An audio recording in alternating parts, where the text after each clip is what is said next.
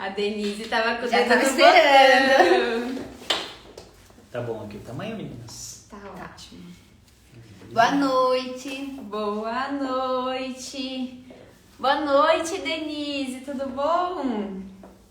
E aí, vamos esperar. Quem mais será que vai entrar? Quem mais? Vamos esperar o Celso Sisto entrar. Ai, vou pegar o livro. Ai, o meu tá dentro da minha bolsa, tem os dois. Eu tenho também. Tá. Peraí que eu vou buscar o livro do Celso. E aí, quem mais? Boa noite. Nós também estamos da contagem regressiva, esperando esse momento. Boa noite para quem tá entrando.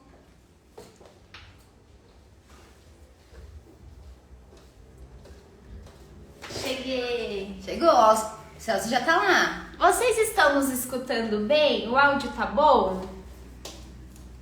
O Celso. Aqui. Vamos ver Vamos se vai dar ver. certo. Aguardando. Vamos lá. Oi! Mas a minha imagem tá congelada, né? Tudo bom, Celso? Ei, meninas, que prazer. O prazer é todo nosso. Nós estamos Vocês extremamente felizes de estar aqui com você. Nós estávamos Eu muito também. ansiosas. Nem te conto o que eu tenho aqui. Que legal, vocês são uma simpatia. A minha imagem tá congelada, não tá? Não, tá pra normal. nós tá ótimo. Para vocês está aparecendo, para mim ela tá congelada na tela, não aparece nada, só a minha cara estática, mas tudo bem, não faz mal, não preciso me Vamos ver. perguntar pra turma. Pessoal, vocês estão vendo o Celso Sisto bem? Vamos ver se alguém responde aí. A gente já tira a dúvida. Pra nós tá ótimo. Tá ótimo. Ó, eu vou mudar a minha imagem agora. Mudou aí? Mudou, tá de Arrasou. Então tá funcionando para você. A imagem funciona para vocês e para mim ela fica congelada. Que engraçado isso. Loucura. Loucura. Aí, ó, estão falando que tá bem. Ô, amor, o meu marido tá aqui, tá? Amor, a imagem do Celso tá boa aí pra você? Tá excelente. Ai, tá ótimo. Pensei que na qualidade de marido ele fosse dizer não, tá feio, tá horrível. Não, porque ele é o produtor também, então ele quer que tudo corra bem. Então isso é bom, isso é bom. Bom, Celso, a gente vai começar nos apresentando, né? Eu sou a Amanda. Eu sou a Raíssa. Então, nós somos pedagogas e somos apaixonadas por contação de histórias. Nós temos um curso online que se chama Enquanto Conto Pro. E nele nós falamos sobre contação de histórias, ensinamos recursos. E sempre tem aquela magia da contação de histórias que é o que a gente mais gosta. E por tudo que a gente acompanha do seu trabalho, é algo também que te encanta. E Sim. Bom, esse projeto, na verdade, começou há uns 5 anos atrás, quando nós escrevemos o nosso TCC da faculdade. Então, naquela época, nós começamos a pesquisar um pouco, encontramos você, o seu livro, e nos apaixonamos pelo livro, assim, pelo jeito que você trata das palavras, pelo jeito que você fala sobre os contadores de história. Enfim, nossa, nós ficamos encantadas. E desde então, nós sempre sonhamos em te conhecer e ter a oportunidade de conversar com você. Enfim, esse ano nós lançamos o nosso curso. E dentro do curso, nós também falamos bastante sobre você. E agora, Obrigado. eu falo, né, pra Amanda que a pandemia, lógico, foi um momento muito ruim, né, que a gente tem vivido. Mas também foi muito bom, porque nos aproximou de pessoas que talvez nós nunca teríamos oportunidade de conhecer, né? E você é uma dessas pessoas, então, muito obrigada. E agora Eu se que agradeço. apresenta para o pessoal aí que tem gente que não te conhece, ou tem pessoal aí que tá ansioso. Então, eu queria. Vocês estão falando da onde? Eu não sei. Nós somos, na verdade, do interior de São Paulo, mas eu moro em Salto. E eu moro em Cabreúva. Mas nesse momento vocês estão em Salto. Isso. E a faculdade de vocês era em Salto? Isso. Não, Era em é Itu. Itu. direito e era pedagogia, era letras, era... Isso. Muito bem. É super bom saber que o meu livro foi material do TCC de vocês. Fico bem feliz. Esse livro é bastante usado, ele tem essa característica, né, de ser um pouco um manual, mas não ser um manual extremamente, né, didático, né? Eu acho que os textos são poéticos também, ele tem uma pegada, né, porque foram artigos que eu fui escrevendo ao longo desse caminho, né? Eu já estou nesse caminho há muitos anos, né? Mais de 30 anos, né? Trabalhando com contação de histórias, formando, né, contadores, grupos de contadores, já andei pelo Brasil praticamente inteiro, por outros países. Eu sou um escritor, né, de literatura infantil, eu tenho mais de 80 livros publicados hoje, sou ilustrador também, tenho exercido também essa função de ilustrar alguns dos meus livros, livros de outros escritores. Sou contador de histórias, mas sou, sobretudo, professor. Eu adoro o ofício de professor, né? Acho que a vida acabou me levando de uma forma bem bonita a conciliar todas essas coisas, né? Na verdade, a minha primeira formação é teatro, eu sempre quis ser ator, né? Cursei a faculdade de teatro, cursei letras, e quando eu já estava, né, em cima do muro, sem saber para que lado, né, se eu ia abraçar a carreira de letras ou a carreira de ator, né, que eu já exercia desde criança, desde os 9, 10 anos eu já estava no palco fazendo teatro, né? Quando chegou nesse momento em que eu teria que optar por uma das carreiras, né, eu fui trabalhar na Fundação Nacional do Livro Infantil e Juvenil no Rio de Janeiro, né, com crítica literária, e aí lá surgiu a oportunidade de conhecer esse trabalho, né, através de um grupo da Venezuela que tinha vindo ao Brasil, e aí fundamos um grupo de contadores de histórias lá, e aí as coisas se encaixaram, né? Tudo entrou nos eixos a partir do momento em que eu descobri que eu podia juntar a minha paixão pelo teatro e a minha paixão pela literatura, sendo um contador de histórias. E aí não saí mais desse caminho, segui nessa formação, fui fazer, né, mestrado, doutorado, pós-doutorado, tudo na área de literatura, sempre pesquisando a literatura infantil, né?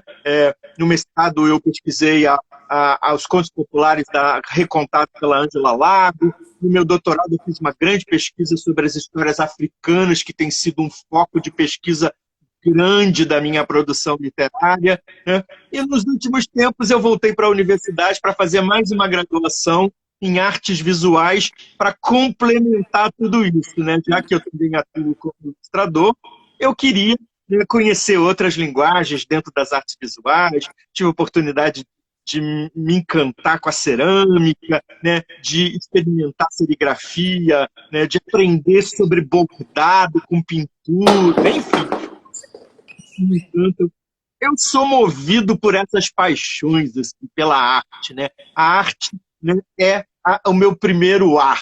Sem ela eu não faço nada. Se eu tiver que fazer as coisas por obrigação, né, eu vou enrolar, e no último momento eu vou descobrir um caminho que a arte passe na frente, né, e me abra as portas. Então, é isso. Eu acho que eu respiro arte 24 horas por dia. Né? E é um prazer, né? Eu acho que é um privilégio nessa vida poder fazer essas coisas com tanta paixão. Porque sem paixão nada vai para frente, né? Eu não acredito em nada que seja feito sem paixão, né? Eu sou passional. Nossa, você falando, parece que eu tô lendo de novo o seu livro. Porque essa sua paixão, do jeito que você fala, é o que tá aqui dentro. É aquilo que nós lemos no livro. Então, maravilhoso. Quando a gente foi decidir o tema do nosso TCC, nós gostaríamos muito de fazer sobre artes. E a gente começou a pesquisar, mas assim, não tinha nada que encantasse o suficiente. Nós já gostávamos de contação de histórias. Até que a gente pensou, meu Deus, mas contação de histórias engloba tudo da arte. É a arte ali. Então, assim, aí a gente, nossa, é isso então. Se a gente quer falar de arte, então é sobre contação de histórias que a gente tem que falar. E foi aí que nós conhecemos o seu livro e tudo mais. E ai, meu Deus, que honra estar aqui hoje com você. Honra para mim poder, cada vez que a gente tem a possibilidade, né, de falar desse assunto tão prazeroso e tão, né, que nos encanta tanto, né, é sempre muito legal. Eu adorei o convite, estou super feliz. E você sabe que quando a gente falou, né, anunciou que faríamos uma live com você, a Tanise, foi sua aluna, falou: Nossa, o meu professor, que gostoso, né, ser lembrado e visto assim dessa forma. Ai, o meu professor. E nós somos professoras também, atuamos na área. Com os pequenininhos, mas que gostoso, né? Quando nós conseguimos ver nossos alunos lembrando de nós com tanto amor e com tanto carinho, né?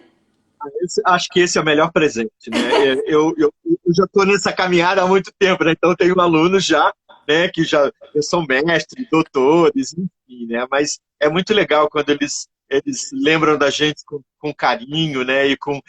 E com seriedade também, porque muitos falam assim: professor, era muito exigente, era muito. Claro, mas é por isso que você se lembra de mim, né? Porque se eu fosse, né, um professor que não tivesse marcado, você não estaria nem se lembrando aí, né? Exatamente. Que legal. Vamos lá. Tem coisas na nossa atuação de professor que são inegociáveis, né? Assim, a qualidade do trabalho é inegociável, né? Sim.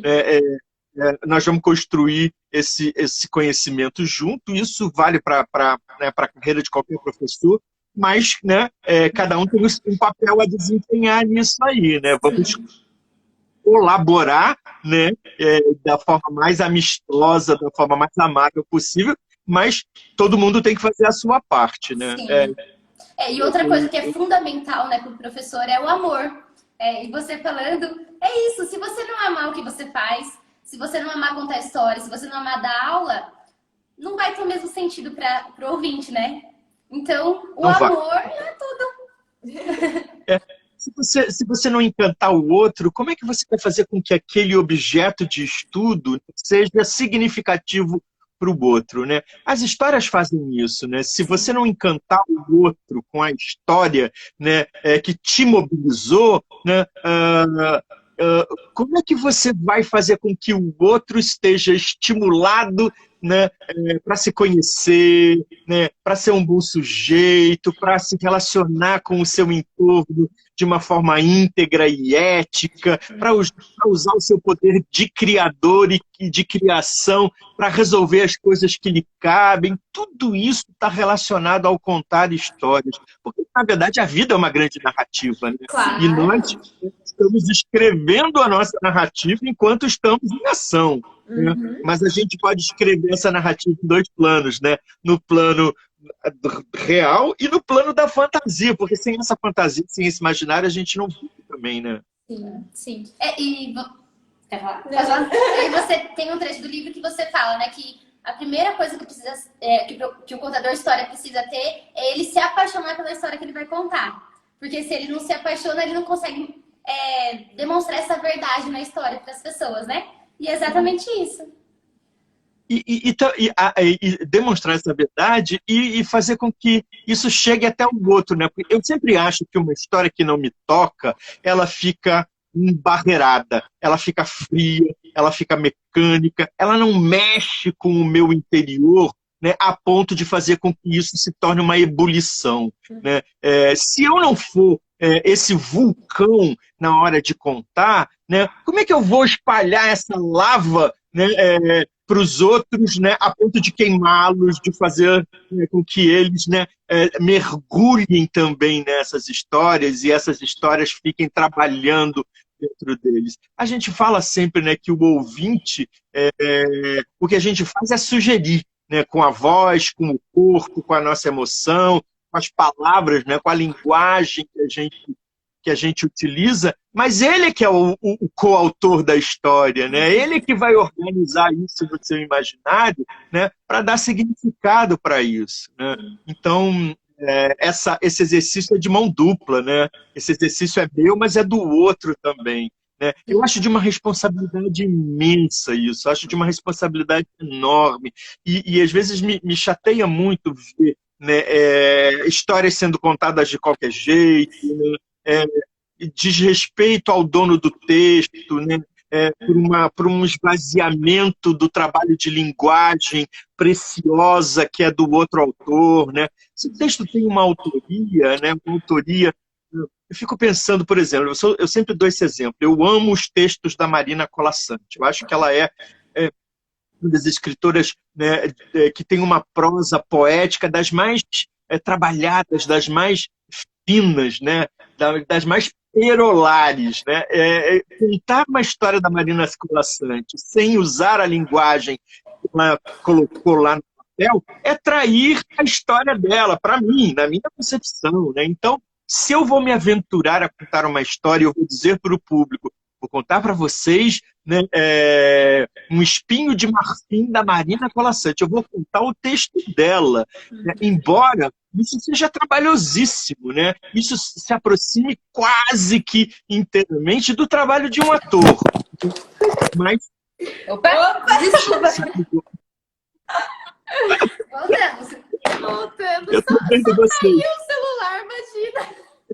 Vocês estão um pouco tremendo, mas eu continuo vendo. Então é isso, né? É esse respeito pelo texto, né? E eu não posso, enfim, aceitar, né, que essas coisas sejam feitas de qualquer jeito, né? Enfim. E agora né, vamos fazer uma pergunta pessoal, não tanto quanto pessoal. Nós amamos o seu livro, né? Nós já cansamos de falar. E nós gostaríamos de saber, assim, mais ou menos, da onde que veio essa paixão pela contação de histórias? Como que surgiu? Veio da família? Alguém que você... Tá feia a coisa aqui, peraí. Se vocês vissem o que... se organizar aqui, que tá, o negócio tá... Se vocês vissem o que eu coloco no pé do meu pedestal para ele não virar, eu boto um monte de fita crepe, porque ele vira também, ele sai do lugar, enfim. É vez que acontece isso, você tá abalando o nosso Instagram aqui.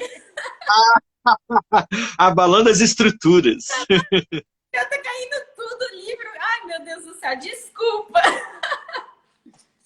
Eu não tô achando divertidíssimo. Amanda, de onde vem, né? Vem certamente dessa relação essas coisas vêm sempre das primeiras relações que a gente trava com o mundo, né? E essas primeiras relações têm a ver com a família e têm a ver com a escola, né? São esses dois patamares aí, né? Então, eu nasci numa família a família, por parte de pai, uma família grande, né? Meu pai tinha um monte de irmãos, né? Eu tinha sempre convivendo com um monte de primos. A casa da minha avó era o núcleo central da família, sempre cheia de festas, sempre cheia de histórias. Família mineira, né? Minha avó mineira contava histórias da vida dela, dos episódios da infância dela, da cidade, né, onde ela tinha passado a infância. O meu pai também era um grande contador de histórias, porque gostava de falar e gostava de gente em volta, esse tipo de coisa. Então, né, a casa da minha avó é o grande celeiro, né? As minhas tias também eram, né, faladoras e contadoras e estavam sempre, né, participando das nossas brincadeiras, né, de uma forma lúdica do nosso crescimento. Então, isso para mim tem um peso enorme, né? Sempre que eu penso nisso, eu digo que todo contador de histórias tem uma voz no seu interior, uma voz que conta, que não é a sua, que é uma voz ancestral, né, que é uma voz que pode ser da avó, né, que pode ser da madrinha, que pode ser do irmão mais velho, mas essa voz está lá. E cada vez que a gente aciona a nossa voz como contador de histórias, essas vozes se acoplam, né? Essas vozes se fundem. Então tem essas vozes das minhas avós, né, da minha outra avó, né, que era costureira, que fez muitas das primeiras roupas que eu usei. Durante muito tempo eu usei roupas feitas pela minha avó, né? O barulho da máquina de costura, a música do relógio da casa da minha avó, tudo isso, né, faz parte do meu imaginário, né? Acho que essa melodia da máquina, do relógio, elas fazem parte, né, da minha prosódia, né, da minha maneira, né, da minha musicalidade, enfim, tudo isso, né, tem essa base. Mas eu tive a sorte de ter ótimos professores desde o início também, né, na escola, né, professores que contavam histórias, que liam histórias em capítulos, que instigavam a nossa curiosidade, o nosso imaginário, né. Numa época da minha infância eu morei em São Paulo, porque meu pai foi trabalhar lá e eu tinha 9, 10 anos, né, e estudava num grupo escolar, né, numa escola pública, né, da Vila Mariana, Grupo Escolar Marechal Floriano, né, e perto desse grupo escolar tinha uma biblioteca pública, né, e eu saía todos os dias da escola e ia para essa biblioteca, e eu era frequentador assíduo dessa biblioteca pública. Então, nessa biblioteca, né, São Paulo, nesse momento, tinha bibliotecas de bairro, coisa que eu acho fundamental, biblioteca de bairro, não é biblioteca de escola, não é biblioteca institucional, é biblioteca, né, do município, do estado, né? Então, eu era frequentador assíduo dessa biblioteca e levava todo dia 3 livros para casa, né? Mas também, dentro dessa biblioteca, eu passava as minhas tardes, porque tinha aula de pintura, aula de teatro, né, jogos de salão, né, uma série de coisas. Então, o meu exercício artístico começa, né, tudo interligado. Agora, a biblioteca, o teatro dentro da biblioteca, a pintura, né, o desenho dentro da biblioteca, tudo relacionado com a literatura, o que acabou influenciando enormemente o meu caminho, né? E eu só me dei conta depois disso, né? Lá na frente, quando isso tudo já estava instituído na minha vida, que eu falei, nossa, isso está lá no início, isso agora eu sou capaz de notar, de perceber. Então, o início é esse, né? É essa vontade de... Na verdade, é sempre essa vontade de voltar a esse paraíso, né? Eu acho que isso era o paraíso. Né? Então, eu acho que eu conto histórias para recuperar esse paraíso, né? Esses primeiros anos da minha vida de criança. Né? E porque eu quero estar sempre em paz com a minha criança, me reconciliar o tempo todo com o Celso, né? Que não matou a sua criança, que convive super bem e feliz com ela. E você sabe que a mãe da Raíssa tá aqui assistindo a live. A hora que você falou sobre as histórias de família, ela já falou, é assim que é a família Siqueira. E é assim mesmo, porque é uma das coisas que nós sempre batemos na tecla, né? Do quanto é importante a família ter esses momentos, né? De contar suas histórias, de contar histórias de família. Minha mãe, ela tem uma pasta com muitas histórias. E até hoje a gente deita na cama dela para ela poder contar a história pra gente. E o quanto isso é marcante. Pois é. E o quanto... Você falando isso, me lembrei logo dele. O meu irmão, que se chama Cláudio, não sei se ele está aí nos ouvindo, ele sempre ouve aí, sempre assiste as lives. Não sei se hoje ele viu. Ele era o contador de histórias para os filhos dele. Ele trabalhava de madrugada, mas antes de ir para o trabalho, né, ele trabalhou a vida inteira no Banco do Brasil. E ele lia e contava história para os filhos que se deitavam na cama deles, né? Então, era a esposa, os 2 filhos, e ele sempre foi o contador de histórias oficial, né? Então, eu acho que ele também, né, herdou um pouco isso, né? E como isso é importante. Né? E hoje eu tenho uma sobrinha neta, né? Neta do meu irmão, né? E que também tem uma paixão pelas histórias, né? Para quem eu conto histórias, eu gravo poesia, né? Eu proponho uma série de coisas para ela, né? Luna, o nome dela. Né? Então, essa coisa vai se passando de uma geração para outra na família também. Vai, com certeza. Outra coisa que você falou que para mim foi essencial para o contador de história é os detalhes, sabe? Quando você fala que você se lembra da máquina da sua avó trabalhando. E isso para o contador de história, né? Quem é contador de história, para as outras pessoas parece bobagem, né? Mas para a gente que é professor e contador de história, nós amamos os pequenos detalhes, né? Conseguir ali na história aguçar os 5 sentidos ali para que o ouvinte sinta aquilo realmente, né? Não só ouça, mas sinta aquela história, imagine, né? Ele possa, como se ele estivesse vivendo essa história. Isso é sensacional. São esses detalhes que enriquecem a história, né? E é muito legal quando a gente vai descobrindo esse caminho, o primeiro momento é sempre um pouco nervoso quando a gente está preparando uma história nova, né? Porque Com a gente certeza. sempre fica... Para mim ainda hoje é assim, eu fico com medo de esquecer, de pular uma parte importante, de me dar um branco lá enfim. Mas claro que com o jogo de cintura e com, você vai aprender a se safar dessas situações.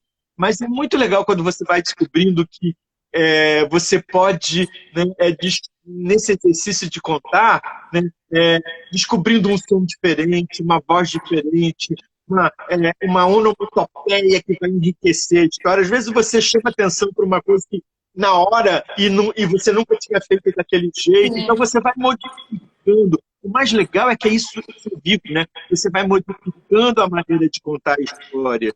Ela nunca é igual, ela nunca está cristalizada, né, a ponto de... Porque se ela ficar cristalizada a ponto de ficar mecânica, está na hora de parar de contar essa história, né? Deixar ela um tempo dormindo, né? E procurar outra história que mantenha esse frescor, né? Do exercício da criação. Né? Isso é fundamental. Por mais que a gente esteja seguro e que tenha ensaiado e preparado antes, mas o momento de contar com o público ali na frente é único, né? Ele não vai se repetir, ele não vai se repetir. Então, é um momento de você dar tudo também, né? Dar tudo de si, né? Às vezes as coisas saem erradas, né? Às vezes a gente termina, nossa, hoje a história acho que não rolou, entendeu? Mas aí tem outras coisas, né? Às vezes, isso aconteceu comigo várias vezes também, de você achar que, né, que o público não entrou na história, que você errou na escolha, né? Mas essas coisas, só assim é que a gente aprende, né? Que a gente vai ampliando a nossa experiência. E isso acontece não só na contação de histórias, mas às vezes nós mesmos, como professoras, né? Chegamos lá na sala de aula com a aula toda pronta, aí chega lá e percebe que aquilo que você imaginou, o aluno talvez não tá no mesmo clima, né? E daí você tem que fazer essa mudança também e também ter essa elasticidade para conseguir ali na hora dar um jeito naquilo. Se adaptar, né? Que é o plano B, C, D. Isso é maravilhoso, né? Por mais que a gente fique nervoso, por mais que, meu Deus, e agora, o que é que eu vou fazer, né? Mas isso sinaliza para a gente uma coisa que eu sempre falo para as pessoas e para os alunos, né? Claro que aqui eu não estou exercendo a minha função de professor, mas acho que a palavra repertório é fundamental, né? É preciso construir um repertório. Não se constrói um repertório da noite para o dia. Não se constrói um repertório que é do outro. Né? O repertório é seu, tem que ser seu. Então, é preciso de bagagem, é preciso de tempo. Né? O que me incomoda um pouco também hoje, nesse processo de formar, né, contadores de histórias, é a pressa das pessoas. Né? A pressa de achar que está pronto, de sair, né? Às vezes... fazendo coisas para qual você não está maduro ainda o suficiente. Né? Então, é preciso calma nesse processo também. Né? Uma história precisa de tempo para adormecer dentro de você, para ficar lá, né, sendo fermentada até que ela esteja pronta para sair. Eu falo muito isso no livro. Né? Tem esse momento de descanso da história. Agora eu já sei toda a sequência da história, eu já ensaiei o suficiente, eu já domino a história, agora eu preciso viver com essa história, dormir com essa história, acordar com essa história, né? Para que ela fique trabalhando dentro de mim e que um dia eu tenha desejo de contá-la. Sim. Que uma coisa incrível é que as histórias pedem a gente para serem contadas, né? Elas é que pedem, né? Me conta hoje sou eu que quero falar através de você, né? É para isso que a gente conta história, né? É para falar com as pessoas através de uma história bonita. Todo mundo quer ouvir coisas bonitas, todo mundo quer ouvir bons textos, palavras bem equacionadas, bem construídas. Então também não dá para contar de qualquer jeito, tem vocabulário, né? Enfim, são coisas que a gente deixa passar, né? Nesse processo todo, você como contador de histórias, como professor, tenha uma pessoa assim específica que você possa falar assim, nossa, essa foi a minha inspiração. Eu vejo essa pessoa, foi a partir dela que hoje eu penso assim, eu sou contador de histórias. Tem alguém específico ou são várias pessoas? Várias pessoas, né? Eu admiro muitíssimo os contadores de histórias, enfim, as pessoas com as quais eu trabalhei durante muitos anos, né? O meu grupo Morandubetá, né, do Rio de Janeiro. Hoje eu estou no Rio Grande do Sul há mais de 20 anos. O grupo existe, né, ainda porque nós estamos os quatro aí, éramos quatro e somos amigos, eventualmente a gente conta histórias juntos, mas não temos mais aquela rotina de trabalhar juntos sempre, contar histórias em todas as sessões. Mas eu tenho uma admiração enorme pelo estilo de cada uma das contadoras de história, da Lúcia Fidalgo, que é bibliotecária, professora da Universidade Federal do Rio de Janeiro, né, do curso de Economia, a Benita Prieto, que é produtora, contadora de histórias, que hoje mora em Portugal, mora em Cancún, a Eliana Yunes, que foi minha professora na Universidade Federal do Rio de Janeiro, e que também eu fui professor dos estudos dela. Enfim, né, as minhas referências são elas. Sabe por quê? Especificamente, principalmente, porque quando a gente começou não existiam grupos de contadores de histórias e a gente nunca tinha ouvido falar em contadores de histórias no Brasil, no Rio de Janeiro. Depois, claro, a gente sabia que tinha gente em São Paulo já fazendo isso que a gente fazia, mas não havia comunicação, a gente não tinha ligação com essa área, né? Então, as primeiras referências eram as minhas parceiras e cada uma tinha um jeito diferente, um estilo diferente de contar histórias, né? Uma tinha preferência pelo conto popular, a outra tinha preferência pelos contos mais poéticos, enfim. A outra pelos contos mais teatrais, mais dramáticos. Isso foi me formando, quer dizer, o trabalho dos meus parceiros iniciais foram me formando. Agora, a minha paixão por alguns escritores foi definidora nesse processo, porque ela me levou a construir um repertório em cima de histórias de autores que eu admiro e com os quais eu convivi também. Eu fiz muita feira de livro com a Silvia Ortoff, viajei pelo Brasil, né, contando histórias, participando de mesa de debate com a Silvia Ortoff, fiz trabalhos com a Ana Maria Machado, com o Bartolomeu Campos de Queiroz, com esses autores que eu admiro e que eram também o meu modelo como escritor e como contor de história. Então, essas são as minhas referências. Esses escritores e as parceiras do início desse trabalho. Me lembra muito de Cora Coralina, né? Você falando que nós somos construídos por retalhos, né? Pedacinhos de cada um que passa pela vida da gente. Tanto os professores, os amigos, a família. Enfim, isso nos constrói para todas as pessoas. Mas para nós que somos contadores de história, acho que isso é muito marcante. Porque a cada história que nós contamos, nós trazemos um pouquinho de cada pessoa, de cada aluno que passou, a risada da avó, o olhar da mãe na hora de contar, a emoção que alguém teve. Então, isso é fantástico, né? E comigo tinha uma coisa muito...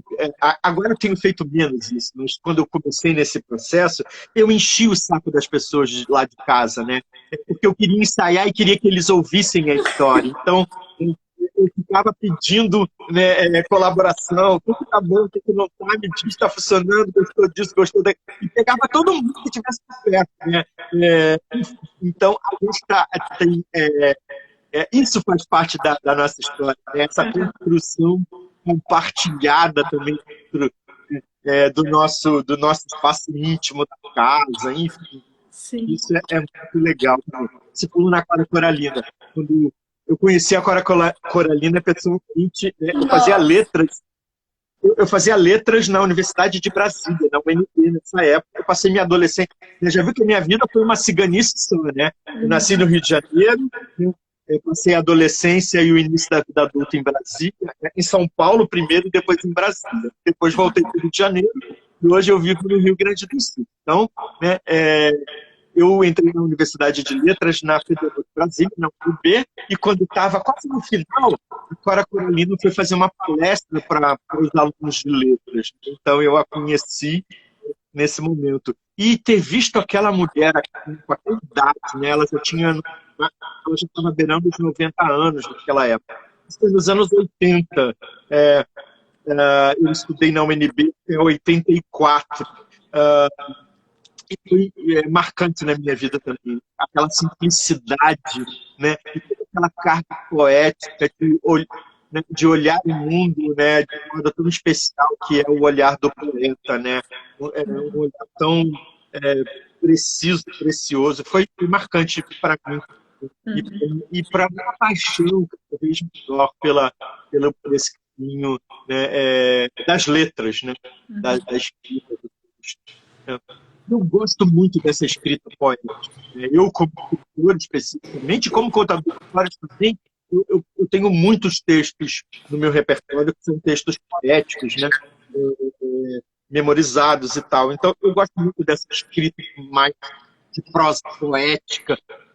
Conto muito conto popular também, mas eu amo a prosa poética, né? Esse texto mais trabalhado. E assim, um dia você foi apenas contador de histórias e hoje você é um escritor e contador de histórias. Eu não sei em que ordem isso aconteceu, foi essa ordem mesmo? Foi. Primeiro eu fui ator, né? Assim, comecei a ser ator, mas ator profissional. Eu completei a minha formação acadêmica e profissional de ator nos anos 80, mas eu já era professor, né? Então, primeiro é o professor, né? Depois é o Celso ator, depois vem o Celso contador de histórias e, por último, o Celso ilustrador, né? Então, é bem essa ordem mesmo. Sim. Se bem que todas essas coisas já estavam adormecidas aqui dentro de mim, né? Já era para ser. E para você, assim, como que era esse sentimento, né? O seu sentimento de ser apenas o contador que contava histórias de outras pessoas e de repente passar a contar as suas próprias histórias. E na visão de escritor, qual é o seu sentimento de ter pessoas contando as suas histórias, ter pessoas ali conhecendo as suas histórias? Qual que é esse sentimento? Certo. Preciso dizer para vocês que eu conto pouquíssimas histórias minhas. De verdade. Se eu tiver 2 ou 3 histórias de todos esses livros que eu já publiquei no meu repertório, é muito. Porque eu sempre fico um pouco achando que contar as minhas histórias é ficar me autopromovendo. O que me interessa é a literatura. O que me interessa é o texto literário, né? É a possibilidade de uma vivência bonita com o público. Então, eu falo das minhas histórias, eu mostro os livros, mas eu conto no meu repertório, né, memorizado, com pouquíssimas histórias minhas. Eu sempre contei mais histórias dos outros, né? Até para que as pessoas não me acusassem. Você só conta histórias suas, será que não vai parar de se autopromover o tempo todo? O que eu acho que, né, me incomodaria muito, né? Essa situação de autopromoção. Então, e gosto muito de ouvir as histórias minhas na boca de outras pessoas, né? É uma delícia, né? É um prazer imenso. Eu não fico... Às vezes as pessoas, né, quando estão na nossa presença e vão contar uma história nossa, ficam preocupadas. O autor está aí, né? O autor não sabe o que ele escreveu. Você acha que ele sabe todo, né, palavra por palavra do que ele botou lá no texto? Uma coisa ou outra, mas dependendo da produção. Então, esse tipo de preocupação não existe, enfim, né? Eu não me preocupo com isso. Eu me preocupo que seja bonito, que a pessoa esteja fazendo com prazer, né? Que esteja inteira naquilo que está fazendo. Esse exercício da inteireza. Contar histórias é o exercício da inteireza. Se você não tiver inteiro, a história não acontece. E eu prefiro contar histórias dos outros do que as minhas histórias. Embora eu seja um escritor, eu deixo essa tarefa para outros contadores contarem as minhas histórias e vou eu contando histórias dos escritores que eu admiro. Pronto. A gente fiz esse passo. Mas as pessoas me contam, né? As pessoas me contam. Não vai contar uma história tua? Bom, enfim. Mas tem essa cobrança também, tem essa cobrança. Uhum. Mas tem às vezes eu fico sem jeito. Fico sem jeito. E olha só, tem algumas pessoas fazendo perguntas, inclusive meu esposo. Eu vou fazer uma das perguntas, tá bom? Tá bom.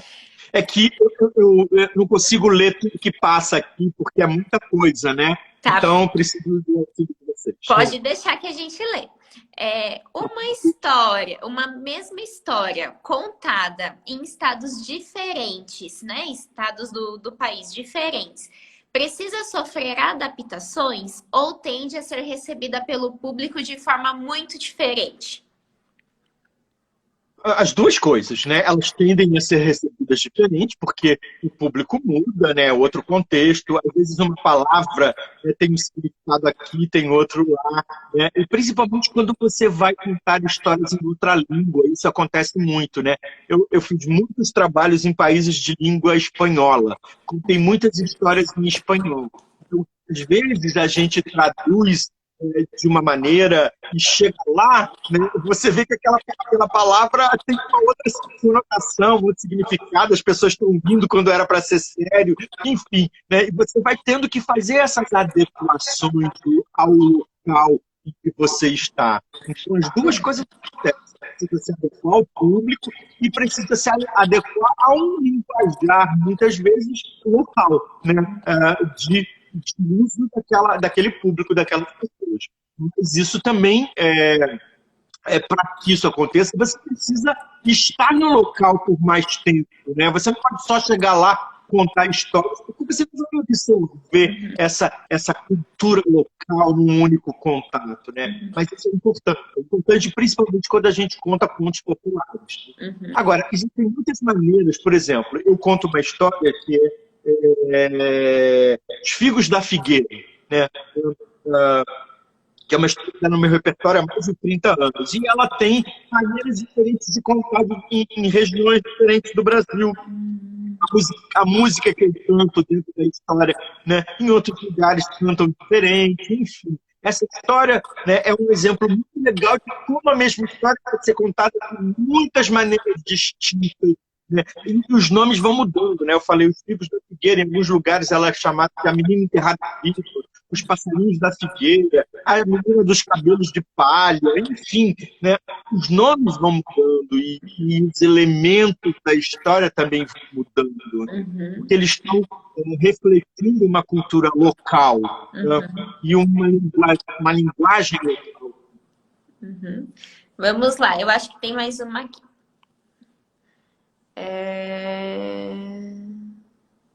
Vamos ver. No mundo tão rodeado de tecnologia, como trazer histórias contadas para o universo das crianças? Olha, eu não acho que a tecnologia deva ser execrada, né? Acho que a tecnologia tem coisas boas, como, por exemplo, isso que a gente está fazendo agora, né? De poder usar esse recurso a nosso favor, né? É claro que se você deixar uma criança o dia inteiro na frente de um computador, ou de um videogame, ou de um celular, né? Isso vai ter consequências nefastas e consequências negativas. Tudo precisa de equilíbrio e tudo precisa ser dosado. Agora, a maneira mais eficaz, principalmente, os pais, né? Porque a história é sempre um elo afetivo entre quem conta e quem ouve, né? Então, para construir essa relação de afeto, é preciso contar. É preciso você chamar os seus filhos, contar histórias, ler junto, ler com ele, ler para ele lê para você. Esse tipo de interação é fundamental e não há tecnologia, né, principalmente com as crianças, que seja capaz de ser mais importante do que esse afeto. Então, Sim. essa linguagem do afeto que vem permeada pelas histórias, nada substitui o olho no olho da mãe para o filho, né, o carinho de passar a mão na cabeça da criança, de botar o filho no colo, a filha no colo e contar a história, né, ao pé do ouvido. Isso é fundamental, são essas relações de afeto que constroem a importância desses objetos culturais, como é o livro, né? E é isso que vai fazer também com que mais tarde essa criança que teve esta convivência e este modelo continue sendo leitora, que o livro seja um objeto positivo na sua vida, né? A leitura seja, né, significativa na sua vida. Então não tem tecnologia que bate isso, mas é preciso construir isso. E é preciso estar imerso num ambiente leitor. Se as crianças veem os pais lerem, se biblioteca e local do livro dentro da sua casa é um lugar de destaque, né? Os livros são tratados com cuidado, você vê o irmão lendo, a tia, o pai, a avó, né? E se isso faz parte das conversas e da interação que as pessoas travam entre si,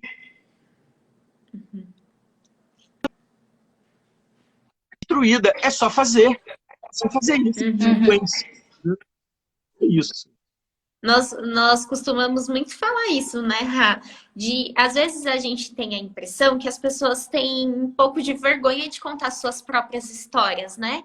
E o quanto isso era diferente na antiguidade, né? Porque os avós tinham prazer em contar as suas histórias, mesmo sendo histórias sofridas, né? E hoje eu tenho a impressão que os pais querem poupar a criança de sentir tristeza, de sentir raiva, de sentir dor.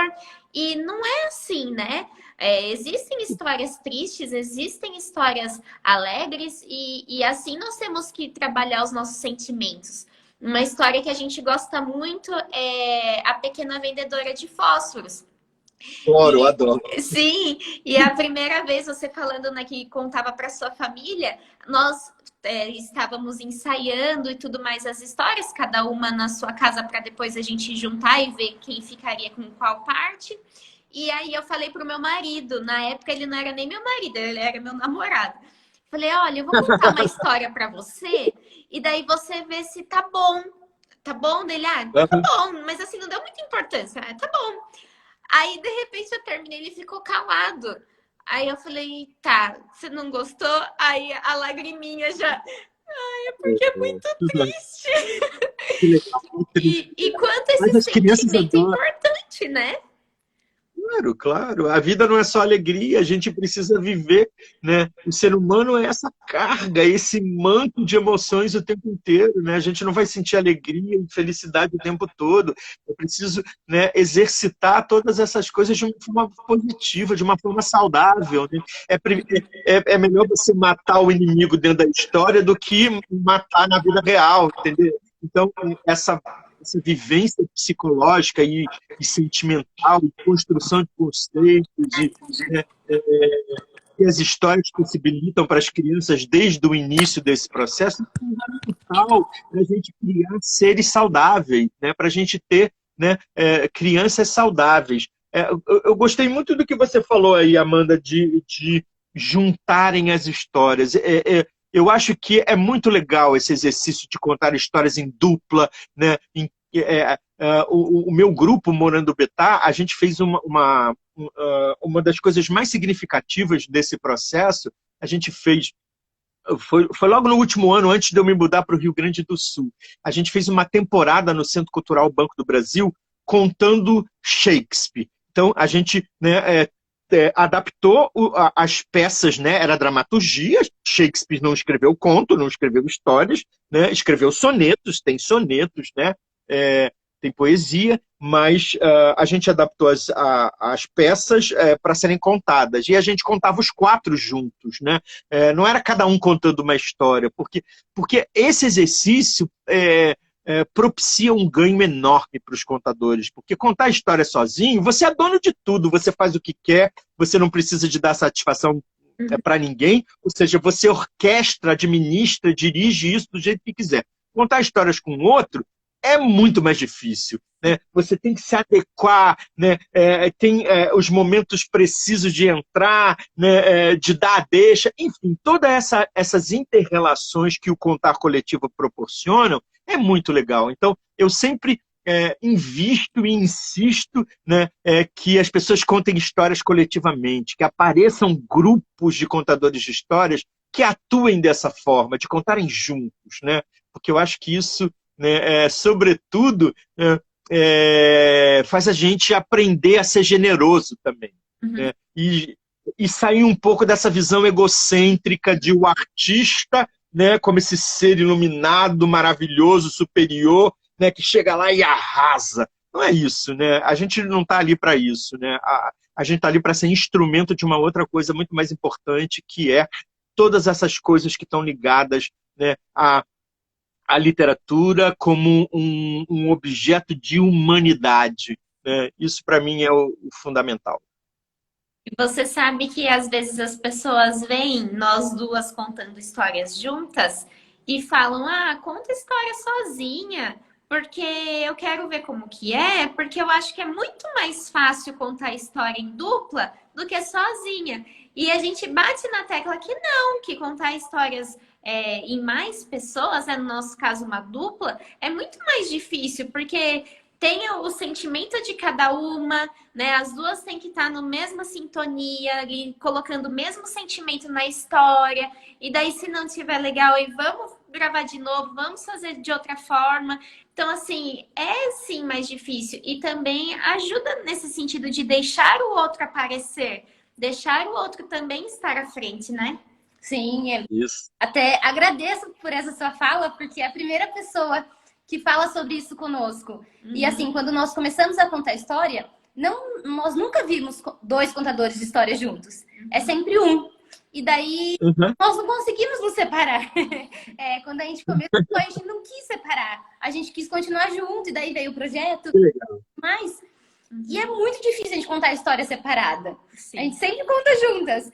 E as pessoas às vezes olham, tipo, né? É o que a Amanda falou, é mais fácil para vocês. E acabam se esquecendo que nós somos contadoras de história, não apenas para gravação ou para o curso, mas nós somos contadoras de histórias também na nossa sala de aula, né?